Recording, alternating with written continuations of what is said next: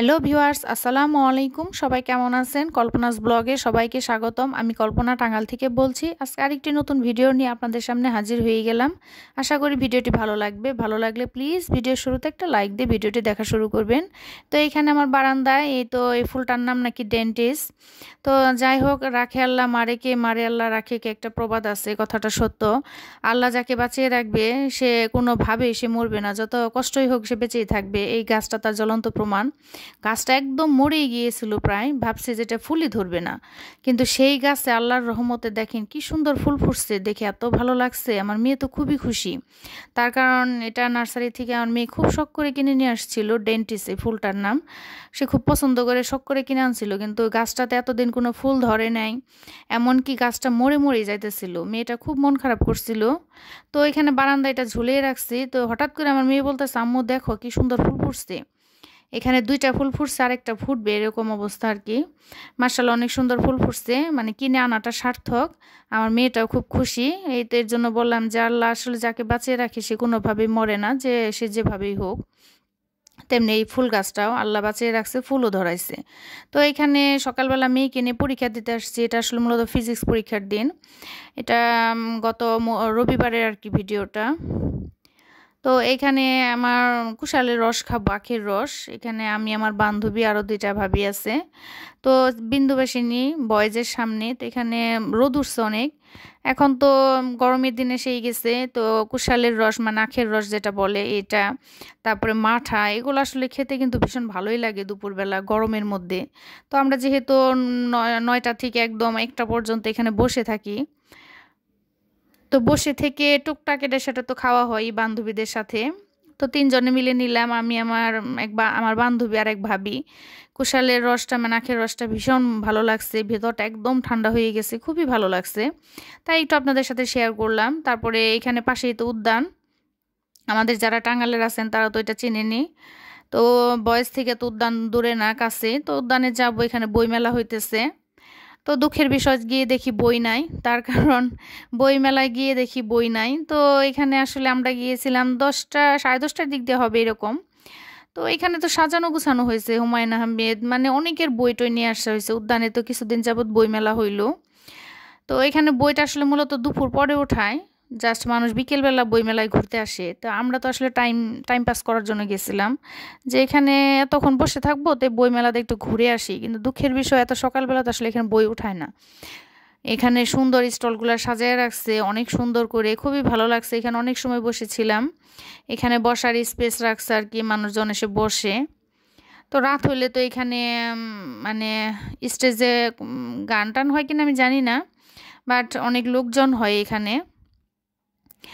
তো এখানে দেখেন বইটা, এগুলো আমি প্রথম ভাবছি কি সত্যিকারের বই। তো আমি কাছে গিয়েছি একটু ছবি তুলবো, এখন গিয়ে দেখি না, এটা তো ফোম দিয়ে তৈরি করা। এটা আসলে অরিজিনাল বই না, জাস্ট একটু সৌন্দর্যের জন্য। আর ভেতরের গুলা বই, আমি তো প্রথমে এটাকেই বই মনে করছিলাম। তো কাছে গিয়ে দেখি না, এটা বই না, এটা ফোমের। তো এখানে আসলে বইমেলাটা বিকেলে জমে ওঠে, কিন্তু বাচ্চাদের পরীক্ষা, এই জন্য আসলে বিকেলে বইমেলায় আসা হয় নাই। জাস্ট একদিন একটু সকালবেলা 10টা সাড়ে 10টার দিকে বান্ধবীদের সাথে গেছিলাম। তো এখানে একটু ঘুরলাম ফিরলাম। তো অনেক কবির বই আছে, সাহিত্যিকের বই, বেশ ভালোই লাগছে। হুমায়ুন আহমেদের বইগুলো তো পড়তে অনেক ভীষণ মজা, ভালোই লাগে। তো এখানে লোকজন এসে ছবি টবি তুলতেছে, একটু ফটোশ্যুট করতেছে, বেশিরভাগ আর কি মানে কলেজের পোলাপানগুলায়। তো এখানে কবি আছে মানে সাহিত্যিক, যে সুফিয়া কামাল। ছোটবেলায় তো আসলে এগুলার কবিতা আমরাও নিজেরাও পড়ছি, আমাদের বাচ্চারাও পড়ছে। জসিমউদ্দিন, সুফিয়া কামাল, আরো রবীন্দ্রনাথ ঠাকুর, কাজী নজরুল ইসলাম, পল্লী কবি জসিমউদ্দিন, মানে অনেক কবি আছে। এদের কবিতা ছড়া পড়েই তো আমরাও বড় হয়েছে, আমাদের বাচ্চারাও।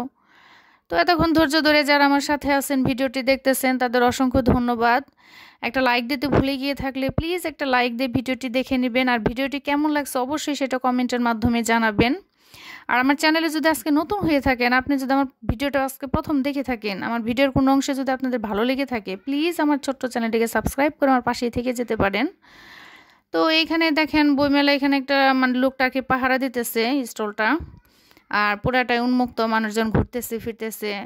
বিকেলবেলা অনেক লোকজন হয়, বেশ মজা। আর এখানে চেয়ার টেয়ার ফেলে রাখছে, মানে রাতের বেলা অবশ্যই এখানে অনুষ্ঠান হয়, সেজন্য এরকম চেয়ার টেয়ার ফেলানো।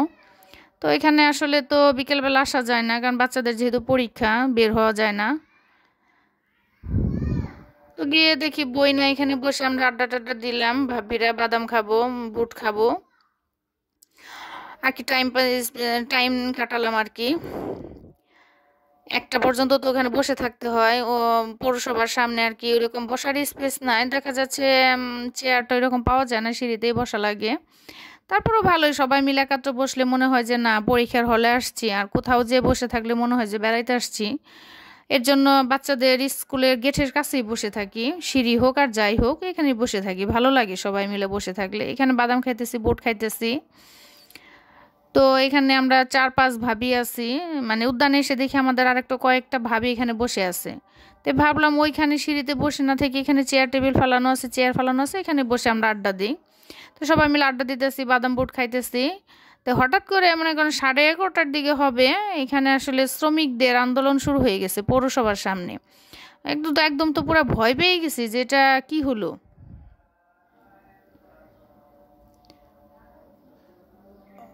তো এখানে মনে করেন যে একটা 1টার দিকে বাচ্চাদের ছুটি হবে, তো তার আগে একদম মিছিল টিছিল হয়ে এখানে এসে সেই কি স্লোগান দেওয়া শুরু। তো সবাই বলতেছি যে এখানে তো আসলে বাচ্চাদের পরীক্ষা হইতেছে, তো এখানে তো এরকম শব্দ করাটা আসলে ঠিক না। তো মেয়রের কাছে এটা দাবি নিয়ে আসছে, অটো ভাড়া বাড়াতে হবে, কারেন্ট বিল কমাতে হবে, মানে বিদ্যুৎ বিল কমাতে হবে। এটা ঠিক আছে যে এখন রিকশায় উঠে 5 মিনিটের রাস্তা গেলেও 20 টাকার নিচে নেয় না। দেখা যাচ্ছে এখান থেকে আমি এখানে যাব, উঠলেই 20 টাকা, আর অটোর ভাড়াটা এখনও সে 5 টাকায় রয়ে গেছে। এই জন্য ভাড়া বাড়ানোর আন্দোলন নিয়ে আসলেও ঠিক আছে কথাটা, কিন্তু ভেতরে যেহেতু বাচ্চারা পরীক্ষা দিচ্ছে, তো সেই ক্ষেত্রে মানে পরীক্ষার দিনেই এই ঝামেলাটা না করলেও হতো। তো আমরা কয়েকটা গার্জনে বলছি, কিন্তু আমাদের কথা কি আর শুনবে। তারপরে বলার পরে অনেকক্ষণ পরে মেয়র আসছে, মেয়র এসে তাদের কথা দিছে, তাদের কাছে 3 দিন সময় নিয়েছে যে তাদের অটো ভাড়া বাড়াবে। তাদেরকে অনেক রিকোয়েস্ট করে এখান থেকে তারা আর কি চলে গেছে, কারণ বাচ্চাদের খুবই গ্যাঞ্জাম হইতেছে বয়েজের সামনে। এখানে যেহেতু পৌরসভা, এখানে আসছে শ্রমিকরা সবাই, অটো রিক্সাওয়ালা, অটোওয়ালারা, শ্রমিকরা, তারা ওই দিন আর কি অটো চালাবে না, তারা এখানে আন্দোলন নিয়ে আসা হয়েছে। পুলিশ আসছিল, কিন্তু পুলিশ তো এসে জনতার সামনে পুলিশ তো কিছুই করতে পারে না, পুলিশ এসে চলে গেছে। তো জাস্ট আমি একটু ভিডিও করে নিছি। তো এটা হচ্ছে বিন্দুবাসিনী বয়েজ, দেখেন এখানে সাংবাদিকরাও আসছে, কয়েকটা সাংবাদিক দেখলাম ছবি টবি তো মানে ভিডিও করতেছে। সময় চ্যানেল থেকেও আসছে, বেশ বড় সড়ো এখানে অনেকটা আন্দোলন হয়ে গেছিল। দেখে তো ভয়ই লাগছে যে এত মানুষজন আর এত চিল্লাপাল্লা, তারা তো কারো কথাই শুনতেছে না, পুলিশেও এসে তাদের কিছু বুঝাইতে পারতেছে না। যখন মেয়র সাহেব এসে তাদের কথা দিচ্ছে যে হ্যাঁ তাদের বিষয়টা সে দেখবে, অটো ভাড়া বাড়ানোর জন্য সেও আর কি তার যে উপর মহল আছে সেখানে সে কথা বলে তাদের ডিসিশনটা জানাবে, 3 দিনের সময় নিছে। রিকোয়েস্ট করাতে তারা আর কি চলে গেছে, না হলে তো যেতই না। তো যাই হোক, আল্লাহ আল্লাহ করে বাচ্চাদের পরীক্ষাটা হয়ে গেছে, 1টা বাজে ছুটি হবো বা বের হবে, তখন চলে যাব। তো দয়া করে কেউ আসলে এরকম মানে পরীক্ষার সময় গ্যাঞ্জাম করাটা মোটেও উচিত হয় নাই, এতে বাচ্চাদের প্রেশার পড়ে, কারণ এত শব্দে আসলে লেখা যায় না, মাথা ধরে যায়। তো কে কার কথা শুনে বলেন, যে যার মতো বলতেই আছে, আর এরা তো শুনবেই না। তো যাই হোক, আল্লাহ আল্লাহ করে ভালোভাবে পরীক্ষা দিয়ে বের হয়েছে, বাসায় নিয়ে আসছি। তো এতক্ষণ ধৈর্য ধরে যারা আমার সাথে ছিলেন, কে আছেন কে নাই জানি না, তাদের অসংখ্য অসংখ্য ধন্যবাদ। তাদের জন্য অনেক অনেক ভালোবাসা রইল। এভাবে সাপোর্ট দিয়ে, উৎসাহ দিয়ে পাশেই থাকবেন। সবাই ভালো থাকবেন, আমাদের জন্য দোয়া করবেন। খুদা হাফেজ।